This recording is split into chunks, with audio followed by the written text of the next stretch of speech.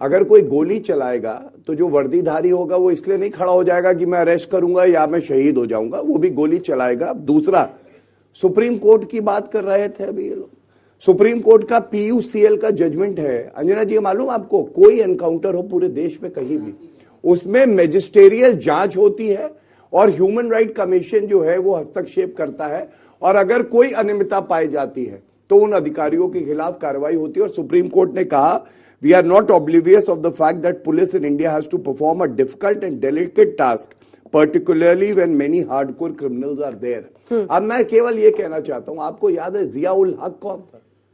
Deputy SP था, वर्दी पहना हुआ था, समाजवादी पार्टी की सरकार थी, मंत्री के गुंडों ने उसको मार गिराया था। आपको याद है इनका मैनिफेस्टो 2012 का, अगर आतंकवादी भी होगा या आतंक के भी आरोप होंगे, मुसलमान होगा तो झूठे मुकदमे वापस लेंगे। इलाहाबाद हाईकोर्ट ने ऐसा करारा थप्पड़ मारा, आज तक सूजन है। आपको याद है? आपको याद है? मैं बताऊं आपको, अमिताभ ठाकुर डीआईजी, वर्दी का रसूख, किसका फोन गया था? मैं नाम लूंगा ना तो ये भाग खड़े होंगे, उसको धमका रहे थे मुंह मत खोलो। और आपको याद है कि नहीं याद है, 2021 की बात है, अलकायदा का मॉड्यूल योगी जी की सरकार ने वहां पकड़ा, बस्ट किया, और जो आरोपी थे उनका धर्म देख के अखिलेश यादव क्या बोले, मुझे वर्दी पे भरोसा नहीं है, इनको फंसाया जा रहा है। तो आप मुझे ये बताइए कि ये लोग आतंकियों का धर्म क्यों देखते, जैसे ओवैसी देख रहा है।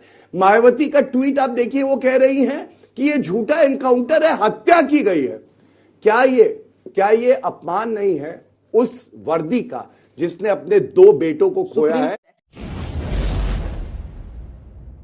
नमस्कार दोस्तों, जय हिंद। Welcome to after morning news channel. BBC online के लिए वीमेन एंड सोशल अफेयर की संपादक गीता पांडे ने 16 अप्रैल को प्रकाशित एक रिपोर्ट में लिखा है कि अतीक अहमद रॉबिनहुड एक डॉक्टर जेकेल और मिस्टर हाइडी टाइप का चरित्र था, जिसने गरीब लोगों की मदद की, शादियों के लिए भुगतान किया और स्कूल यूनिफॉर्म और ईद के दौरान पैसे दिए। लेकिन जघन्य अपराध के बढ़ते आरोप के साथ इस व्यक्तित्व की पोल खुल गई। पांडे अपने प्रतिबद्धता के बावजूद बढ़ते आरोप लिखते हैं। दूसरी बात, सीधे साधे हिसाब में आकर रिपोर्टर अपने जघन्य अपराध के विवरण में तालीन किए बिना अच्छा कामों के पहलू को बारह चढ़ा कर पेश करते हैं। अतीक अहमद और उसके गिरोह ने कई सालों तक उत्तर प्रदेश के लोगों पर आतंक की अंधेरी दुनिया से अनजान लोगों के साथ साथ अफगानी दिमागों में सहानुभूति जगाने के लिए काम किया। वो एक कन्विक्टेड क्रिमिनल था जिसने हत्याओं और अपहरणों का आदेश दिया था, अवैध रूप से जमीन पर कब्जा कर लिया था। उसके खिलाफ 105 से ज्यादा मामला दर्ज थे। 10 जजों ने अपने और अपने परिवार के सदस्यों के जीवन के डर से उनके मामलों की सुनवाई से खुद को अलग कर लिया। ऐसा कुछ हो तो वो फौरन मार दिया जाता है उनको। तो वो सवाल जो उठ रहा है वो ये है कि क्योंकि मुझे आपके अंदर की पॉलिटिक्स में इतना ज्यादा वो नहीं देखती, ऑब्जर्व नहीं करती कीनली, तो लेकिन सवाल जो उठ रहे हैं वो ये है कि जी एक तो वो मुसलमान थे और दूसरा ये कि उनको फौरी तौर पर पुलिस वहां पे मौजूद थी, तो उन्होंने जिन्होंने मारा उनको क्यों नहीं मारा, कत्ल किया। तो ये सर बताइएगा क्या है मसला, ये क्या हुआ? देखिए अतीक अहमद जो है, ये जो भी दुर्घटना हुई कल, ये दुखद है, नहीं होनी चाहिए थी। इस तरह की एक्शन का कोई कभी कहीं सपोर्ट नहीं है। The rule of the law should prevail, not like this. तो पहली बात तो मैं आपको क्लियर कर दूं, this is very unfortunate what has happened. ना दो बातें, अगर आप ब्रीफली उसके ऊपर बाद में कमेंट करना चाहें आपकी मर्जी है। यानी इसमें दो बातें ये है कि एक तो ये जो सवाल जिस तरह मैंने उठा कि फर्ज करें अगर ये सारे उसके पास उसके ऊपर केसेस थे भी, तो यहाँ पर भी अगर ऐसा कुछ होता है और ऐसा कोई कत्ल होता है तो हम कहते हैं कि बेशक जो भी था वो जितना मर्जी गुनहगार बड़ा था और कातिल था जो भी था, लेकिन उसको अपने हाथ में जो है लेना वो तो नहीं हो सकता ना, आप कैसे मार सकते हैं। फिर आपने जब ये बात की कि ये जो जिन पुलिस अफसरों ने मारा है, तो आपने बीच में ये कहा कि ये जो आपकी बात से ऐसा लगा कि ताने बाने जो है वो यहाँ पर, यानी आपने कहा आई और ये सारी, तो इसका मतलब है कि जिस तरीके से यहाँ पर एक चीज चलती है कि यहाँ पर राह जो है वो सड़कों पर खुली घूम रही होती है और अपनी मर्जी के कत्ल कर रही होती है सब कुछ, तो उसी तरीके से वहां पर भी आईएसआई खुली घूम रही है उसके लोग, और वो जो चाह रहे हैं वहां पर कर रहे हैं। तो ये क्या हम दोनों कंट्रीज के बीच ये होता रहता है, एक दूसरे की उसमें जा जाके ये सब हो रहा है? देखिए मैं आपको बताता हूँ, जहां तक असद की बात है, असद ने पुलिस पार्टी पर फायरिंग की। यूपी में एक होता है एसटीएफ, स्पेशल टास्क फोर्स, उन्होंने रिटेलिएट किया, असद मारा गया, वो क्लियर केस, उसमें कोई कंट्रोवर्सी कहीं नहीं थी। अब ये केस में जो अतीक वाला केस है, इसमें राइवल इन्वॉल्व है, ये भी हो सकता है। इसमें पर्सनल रंजिश थी, किसी का भाई मारा, भतीजा मारा, उसने बदला लिया, वो हो सकता है। इसमें ISI वाला एंगल हो सकता है, इसमें G20 वाला एंगल हो सकता है, या इसमें और भी कोई एंगल हो सकता है। देखिए, जब तक पूरी इंक्वायरी नहीं होगी, ये पॉसिबिलिटीज है। ये अभी मैं आपको 5 पॉसिबिलिटीज बता रहा हूँ, क्योंकि देखिए गोली यहाँ मारी गई, उन्होंने सरेंडर भी किया, भागने। अशरफ की लेटर कि भाई अगर अशरफ योगी आदित्यनाथ को क्यों लेटर लिखेंगे? अगर मतलब भाई पुलिस प्रशासन का हाथ है तो योगी को लेटर लिखने का मतलब नहीं योगी जी को। देखो ऐसा है, अभी तो इन्वेस्टिगेशन चलेगी इसमें। जिसने मर्डर किया, जिन 3 लोगों ने, उन तीनों ने सरेंडर कर दिया, वहीं पर लोकेशन पे सरेंडर कर दिया था। वो तीनों अरेस्ट हो गए हैं, इन्वेस्टिगेशन चल रही है।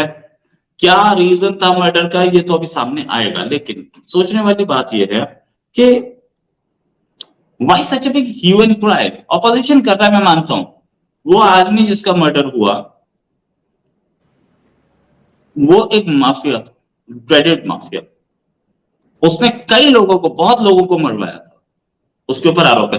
एक केस में सजा हो चुकी है उसे, उसने कई लोगों को मरवाया था। उसके भी दुश्मन होंगे भाई, किसी को मरवाया है, उसका भाई, उसका ये वो, उसके रिश्तेदार, वो लोग बदला लेने के लिए घूम रहे होंगे, उन्होंने बदला लिया होगा।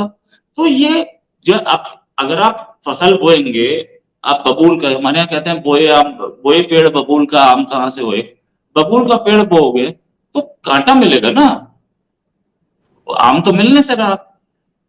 अतीक अहमद एक ड्रेडेड क्रिमिनल थे, और भाई भी उनके क्राइम वर्ल्ड में ही थे, और साथ में बेटा जिसका कुछ दिन पहले ही एनकाउंटर हुआ था, वो बेटा भी, उसकी भी हालत खराब थी।